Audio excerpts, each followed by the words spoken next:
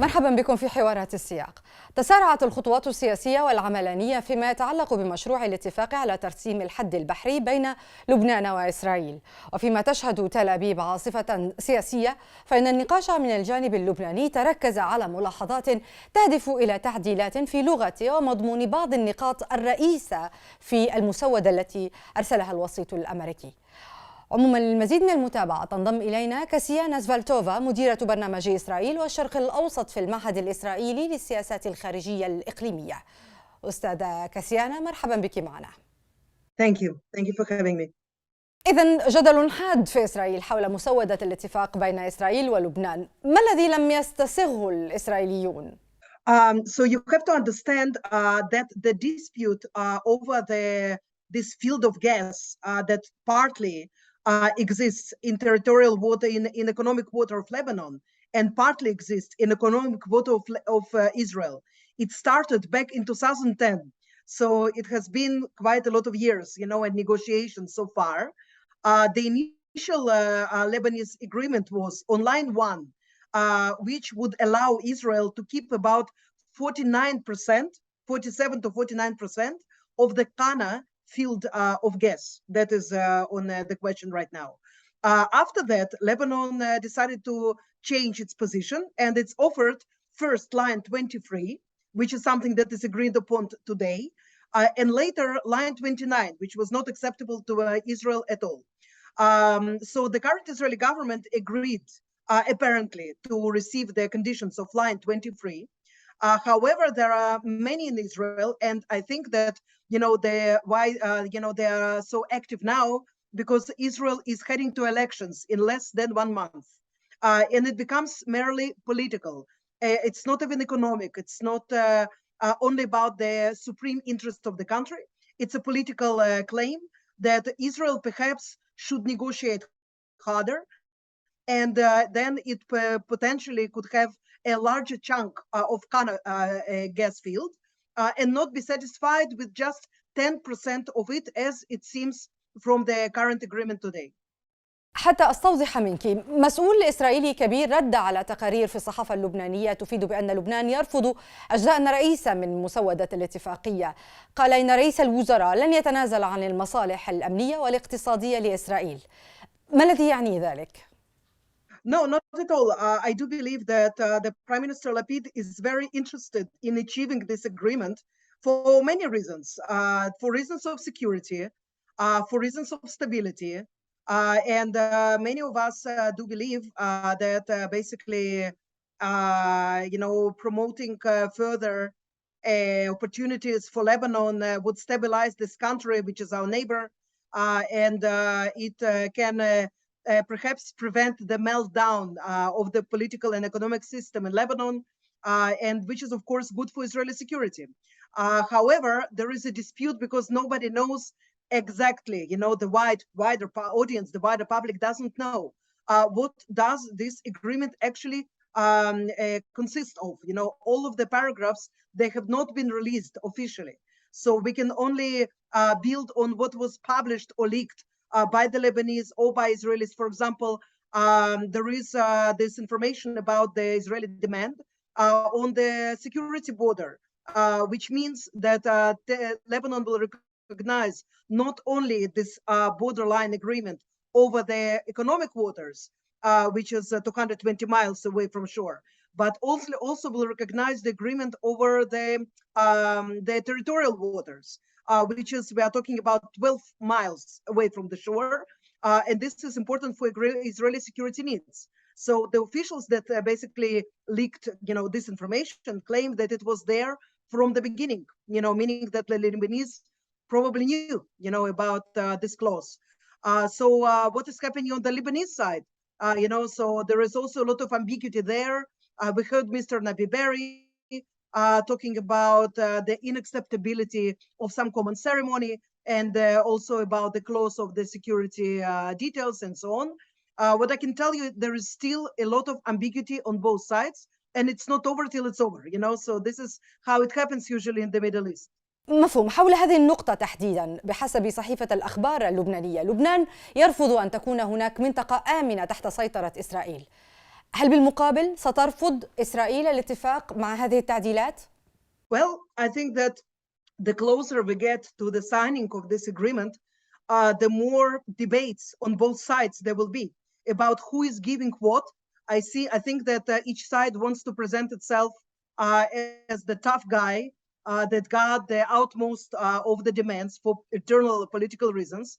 I do believe that there is a potential and that both parties, especially Lebanon, basically, yes, it needs it even more than Israel. So for economic reasons that are clear to anybody who follows, the Lebanese economics and politics in the last couple of years. So despite, these ferocious denials and despite the reports, we follow them as well, and so on, I can say that, still there is quite a lot of chance that this agreement eventually will be signed. And the question is, what parts of it will be hidden from the publics, respective Lebanese public and Israeli publics.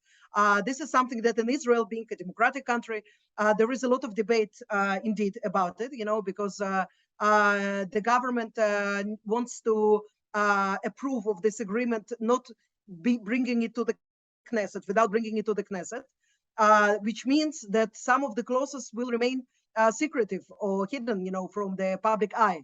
And this is a kind of a problematic thing, in a democratic country.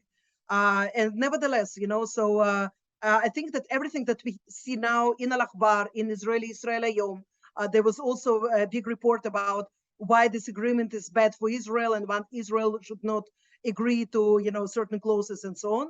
The heat is increasing, and yet the reality dictates a different, more responsible political behavior from both sides. طيب هناك من يتساءل عن جدوى التوصل إلى اتفاق، وعلى الجانب الإسرائيلي تتهدده الانتخابات المقبلة، وعلى الجانب اللبناني تهديدات حزب الله متواصلة. So, Hezbollah will be there the next day, and we do not know what will happen during the Israeli elections after the November 1st. It's nobody knows that. It's still, we have 4 weeks about to find out.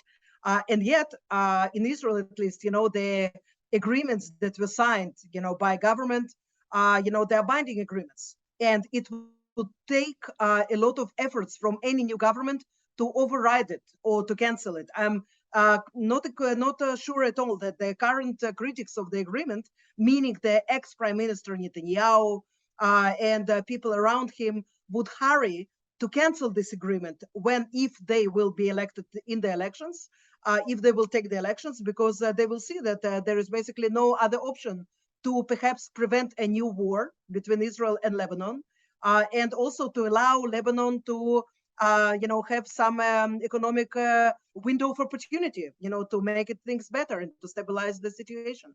Why signing an agreement? You can say it about every agreement that is being signed in the Middle East, yet agreements are being signed, even though there is a threat of, re-elections or coup d'etat or revolutions or, some group that will not agree. Again, I believe that the majority of people who want their countries to progress and to do well, support this, and I believe that it's a necessity, even if it's done not out of love, but out of pure economic interest per se.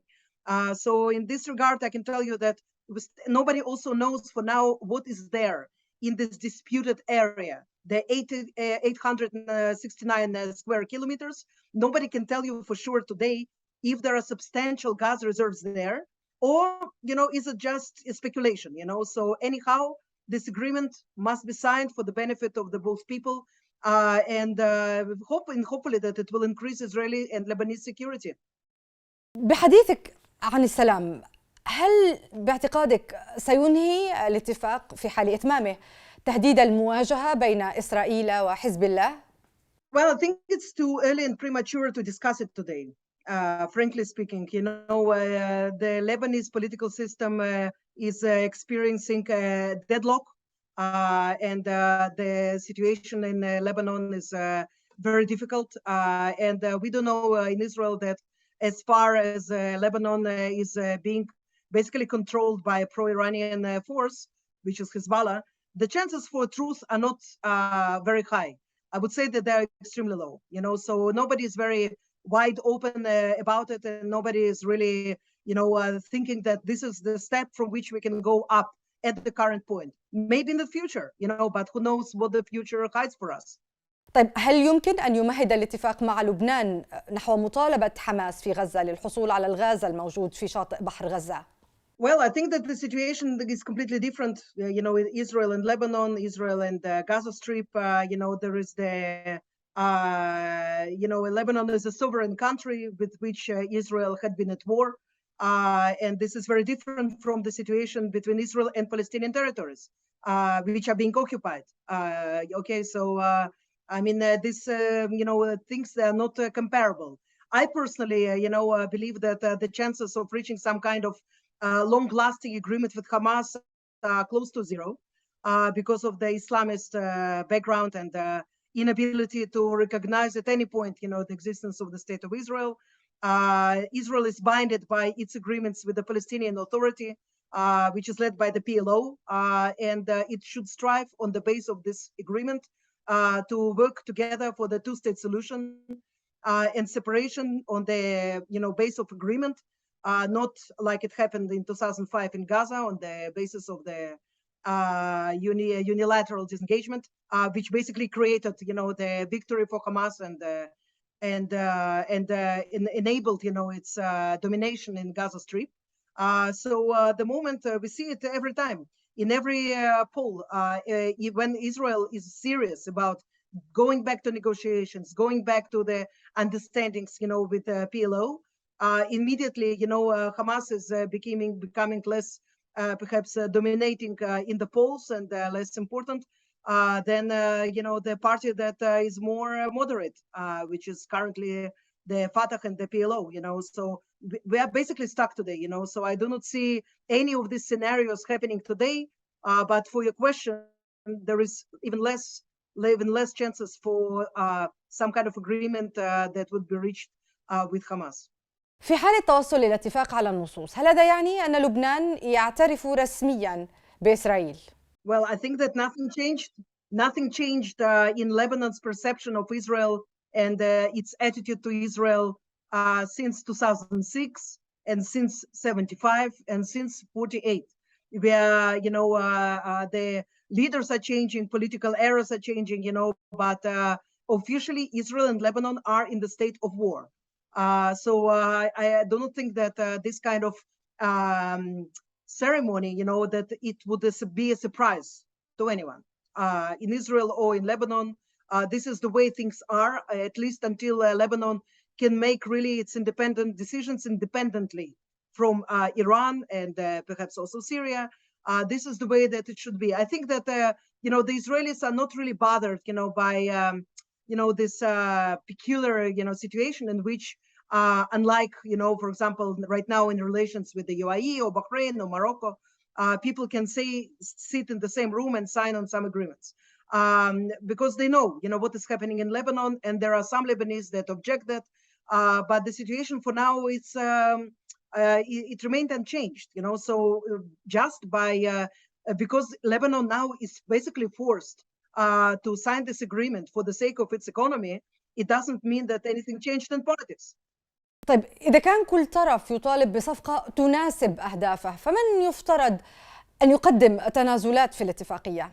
If I understand the question correctly, then yes, but it happened not until it became really, a necessity, and the question of if it's either signing this agreement and going forward with this agreement or going to war again. And we saw after, Hezbollah attacked the Karish field just a few months ago, that it was taken very seriously in IDF, and the messages were as following, So it was clear that if negotiations will fail and, the works in Karish will continue, that basically, we are looking at another war, which can be bad for Israel, but it would be devastating for Lebanon. So in this regard, I think that both parties had to give up something to make it happen. And hopefully we will see soon enough an announcement about this thing taking place and going further, with the exploration of the gas and conducting normal economic life. كسيانا سفطلوفا، شكرا جزيلا لك للمشاركة معنا في حوارات السياق. Thank you. مشاهدينا، شكرا على طيب المتابعة. إلى الملتقى.